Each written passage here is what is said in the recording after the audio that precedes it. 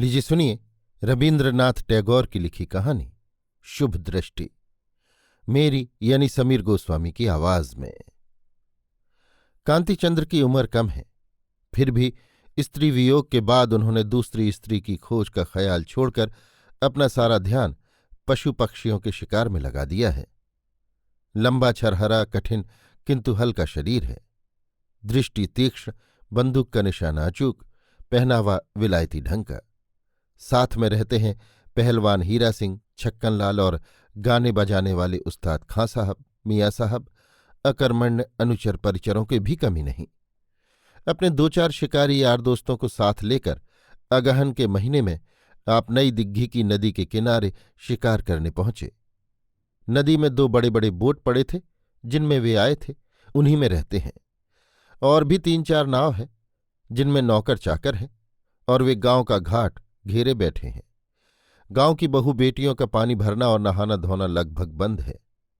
सवेरे से शाम तक बंदूक की आवाज से जलस्थल कांपता रहता है, और जब रात पड़ती है तो उस्तादों की गलेबाजी तान तंबूरे का लट्ठ लिए गांव की नींद के पीछे पड़ जाती है। एक दिन सवेरे कांतिचंद्र बोट पर बैठे अपनी बंदूक की नली अपने हाथ से साफ कर रहे थे। इतने में नजदीक ही बतख की बोली सुनकर मुंह उठाया तो देखा कि एक लड़की दोनों हाथों से दो जवान बतखों को अपनी छाती से लगाए घाट की सीढ़ियों पर उतर रही है। छोटी सी नदी है, कहीं धारा चालू है तो कहीं पानी जम गया है। लड़की ने दोनों बतखों को पानी में छोड़ दिया और इस ख्याल से कि कहीं वे काबू से बाहर न चली जाएं, उन पर काफी सतर्क दृष्टि रखी। देखा कि वो उन्हें बड़े स्नेह से घेरे रहने की कोशिश में है। उसके रंग ढंग से ये बात साफ समझ में आ रही थी कि और दिन शायद वो अपनी बतखें यूं ही पानी में छोड़ दिया करती होगी, मगर आज शिकारियों के डर से वो उन्हें निश्चिंत मन से छोड़ने में दुविधाती है। लड़की की खूबसूरती बिल्कुल नई और ताज़ा है, मानो विश्वकर्मा ने उसे अभी तुरंत बनाकर छोड़ दिया हो। उम्र का अंदाज लगाना कठिन है। देह विकसित है, पर मुखड़ा ऐसा कोमल कच्चा कि शायद दुनिया ने अब तक उसे कहीं से भी जरा छुआ तक नहीं। खुद अपने बारे में उसके पास अब तक कोई खबर ही नहीं पहुंची कि वो जवानी में कदम रख चुकी है। कांतिचंद्र ने क्षण भर के लिए बंदूक साफ करने के काम में ढील डाल दी। देखकर वो दंग रह गए। बहुत देर तक एकटक देखते रहे। ऐसी जगह ऐसा मुखड़ा देखने को मिलेगा, इसकी उन्होंने कभी कल्पना भी न की थी। और आश्चर्य की बात है कि किसी राजा के रनिवास की अपेक्षा यहीं ये चेहरा ज्यादा अच्छा लगता है। ऐसा लगता है मानो चारों तरफ जो कुछ भी दिख रहा है सब इसी चेहरे की शोभा बढ़ाने के लिए ही रची गई रचना है। असल में सोने की फूलदानी की अपेक्षा पेड़ पर ही फूल ज्यादा शोभा देता है। बालिका के पीछे शरद की ओस और सवेरे की मुलायम घाम से विकसित नदी किनारे की लंबी लंबी चमकीली घास झिलमिला रही थी, और सामने प्रभात की धीमी मीठी हवा से नदी का पानी थिरक रहा था। और दोनों के बीच खड़ी नवीना के कोमल सरल मुखड़े को कांतिचंद्र की मुग्ध दृष्टि ऐसे देखने लगी जैसे उसके सामने किसी मायाविनी ने अश्विन की आसन्न आगमनी की सुंदर से सुंदर आनंद छवि अंकित कर दी हो। मंदाकिनी के किनारे तरुण पार्वती कभी कभी इसी तरह हंस शिशुओं को छाती से लगाए घूमा फिरती थी। कालिदास इस बात का उल्लेख करना भूल गए होंगे। इतने में अचानक वो लड़की डर से कांप उठी और रुलासी सी होकर झटपट दोनों बतखों को छाती से चिपटाकर दबी हुई आवाज में चीखती हुई घाट छोड़कर चल दी। कांतिचंद्र इसका सबब जानने के लिए बाहर निकल आए और देखा कि उन्हीं का एक रसिक मुसाहिब महज मजे लेने के नशे में लड़की को डराने के लिए उसकी बतखों की ओर रीति बंदूक ताने निशाना ठीक कर रहा है। कांतिचंद्र ने पीछे से उसकी बंदूक छीन ली और ताड़ से उसके गाल पर जोर का एक तमाचा झड़ दिया। अचानक रंग में भंग हो गया और मुसाहिब साहब धप से वहां के वहीं बैठ गए। कांति बाबू बोट के भीतर वापस चले आए और बंदूक साफ करने लगे। कुतूहली कांतिचंद्र से रहा न गया। वे किनारे आए और पेड़ पौधे झाड़ियों को पार करते हुए ऐसी जगह जाकर रुके जहां गांव के किसी सुखी गृहस्थ का घर था। देखा कि सामने खपच्चियों के बेड़े से घिरा हुआ विशाल आंगन है, जिसमें धान के गोलों की कतार इस बात का सबूत दे रही है कि घर श्री संपन्न है। साफ सुथरे गुहाल घर के पास एक बड़का पेड़ है। उसके नीचे बैठी सवेरे की वही लड़की अपने घायल पखेरू को छाती से लगाए सिसकिया ले लेकर रो रही है और मिट्टी के गमले के पानी में अपना आंचल भिगो भिगो कर उसकी चोंच में निचोड़ रही है। और पास बैठी हुई पालतू बिल्ली उसकी पालथी पर आगे के 2 पैर रखकर ऊपर को मुंह किए उस चिड़िया की ओर उत्सुक दृष्टि से देख रही है। और लड़की बीच बीच में उसकी नाक पर तर्जनी तान तान कर उस लालची पशु के हद से ज्यादा बढ़े हुए आग्रह का बड़ी खूबी के साथ दमन कर रही है। गवई गांव की सुनसान दोपहरी में खुशहाल गृहस्थ के साफ सुथरे आंगन की सुखपूर्ण शांति में कांतिचंद्र क्षण भर के लिए अपने को भूल से गए और उस करुण मनोहर दृश्य का सजीव चित्र उनके हृदय पट पर कब अंकित हो गया इसका उन्हें होश भी नहीं। उस कम पत्ते वाले पेड़ में से धूप और छाया बालिका पर ऐसे पड़ रही थी जैसे एक दूसरे को छूना चाहती हो पर छू नहीं पाती। पास ही सानी से अफरी हुई हष्टपुष्ट गाय अलसाई हुई देह लिए जमीन पर बैठी अपने सींग और पूंछ से पीठ की मक्खियां उड़ा रही है। बीच बीच में उत्तरी हवा का झोंका खाकर बांस के झाड़ ऐसे बोल बोल उठते हैं जैसे आपस में कानाफूसी कर रहे हों। आज सवेरे नदी के किनारे के जंगल में जो वंशरी सी दिख रही थी, दोपहर की निस्तब्ध प्रांगण छाया में वही अब स्नेह से भरी गृह लक्ष्मी सी दिखाई देने लगी। कांतिचंद्र बंदूक हाथ में लिए सहसा इस बालिका के सामने आकर अत्यंत कुंठित और लज्जित से हो पड़े। ऐसा लगा जैसे चोरी का माल समेत पकड़ लिए गए हों। भीतर से उनका जी चाहने लगा कि किसी तरह इतनी कैफियत वे दे ही दें कि उनकी गोली से ये पखेरू घायल नहीं हुआ। और कैसे बात छेड़ी जाए ये सोच ही रहे थे कि इतने में किसी ने पुकारा, सुधा। बालिका चौंक सी गई। फिर आवाज आई, सुधा। और तब वो जल्दी से अपने घायल पखेरू को लिए हुए घर की तरफ चल दी। कांतिचंद्र सोचने लगे, नाम बिल्कुल ठीक ही रखा गया है, सुधा। कांति बाबू लौट पड़े और अपने आदमी के जुम्मे बंदूक सौंपकर थोड़ी देर बाद सदर रास्ते से फिर उसी घर के दरवाजे के सामने जा खड़े हुए। देखा कि अधेड़ उम्र का एक ब्राह्मण बरंडे में बैठा हरि भक्ति विलास का पाठ कर रहा है। सिर उसका मुड़ा हुआ है, चेहरा शांत और सौम्य। उनका मन भीतर ही भीतर महसूस करने लगा कि उस लड़की के करुणापूर्ण चेहरे के साथ इस स्निग्ध गंभीर प्रशांत चेहरे का काफी मेल है। कांति बाबू ने उन्हें नमस्कार किया और बोले, प्यास लगी है पंडित जी महाराज, एक लोटा पानी मिल जाता तो। पंडित जी जल्दी से उठ खड़े हुए और अभ्यर्थना के साथ उन्हें बिठाया और तुरंत भीतर जाकर कांसे की रकाबी में थोड़े से बतासे और एक लोटे में पानी लेकर अतिथि के सामने आ खड़े हुए। पानी पी चुकने के बाद ब्राह्मण ने उनसे परिचय पूछा। कांतिचंद्र ने परिचय देते हुए कहा, महाराज, आपके किसी काम आ सकूं तो मैं अपने को धन्य समझूंगा। नवीन चंद्र बंद्योपाध्याय ने कहा, बेटा, मेरा और क्या काम है जो बताऊं। हाँ, मेरी एक लड़की है सुधा। उसकी उम्र ब्याह लायक हो चुकी।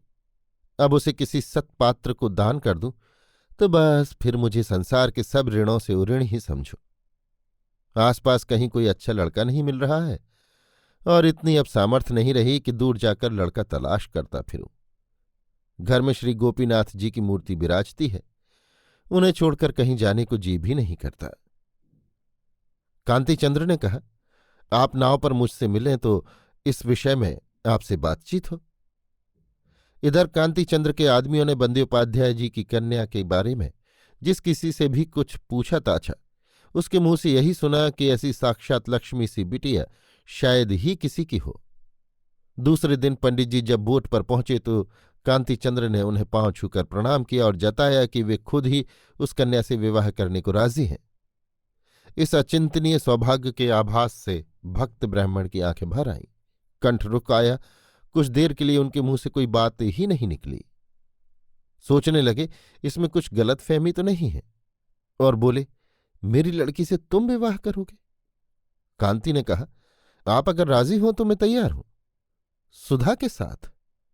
जी हां, उसे देख तो लो पहले।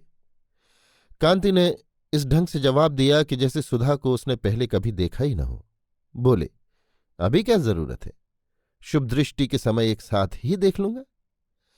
नवीन चंद्र ने गदगद कंठ से कहा, सुधा मेरी बड़ी सुशील लड़की है।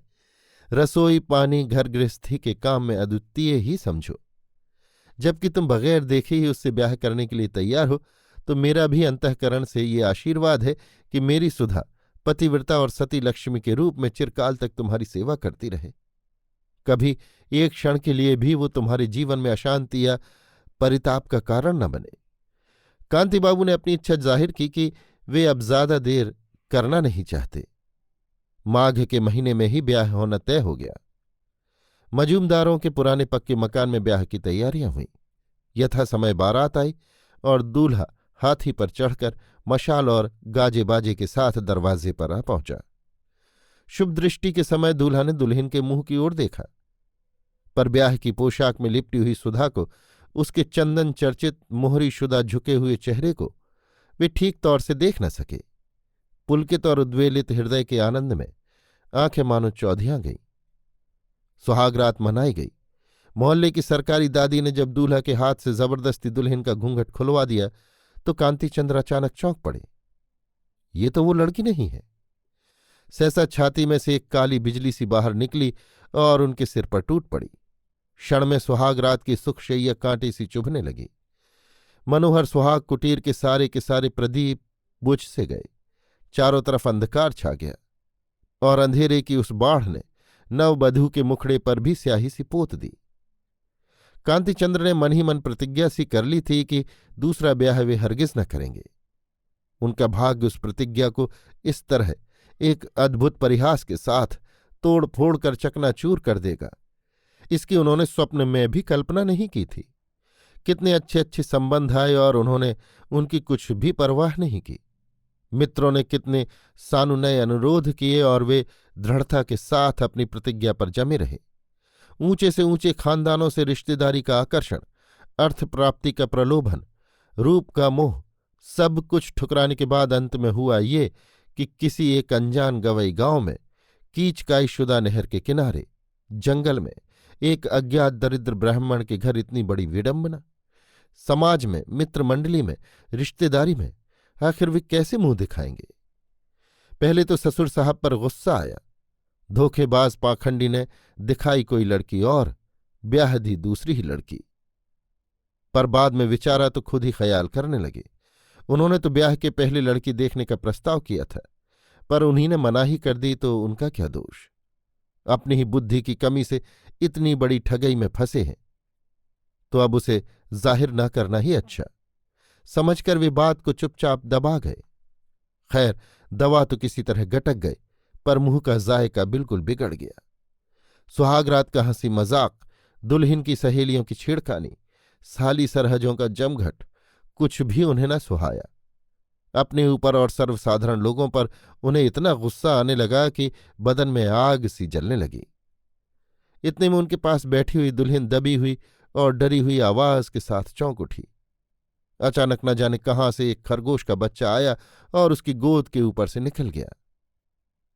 दूसरे ही क्षण उस दिन की वो लड़की खरगोश ज़ादे का पीछा करती हुई वहां आ धमकी और उसे पकड़कर अपने गालों से लगाकर दाएं बाएं घूमती हुई उसे अत्यंत स्नेह के साथ खूब खूब प्यार करने लगी।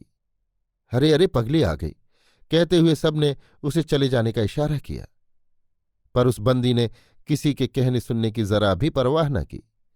दूल्हा दुल्हन के बीच में ऐन सामने जाकर जम के बैठ गई और महज बच्चों की तरह क्या हो रहा है कुतूहल के साथ देखने लगी।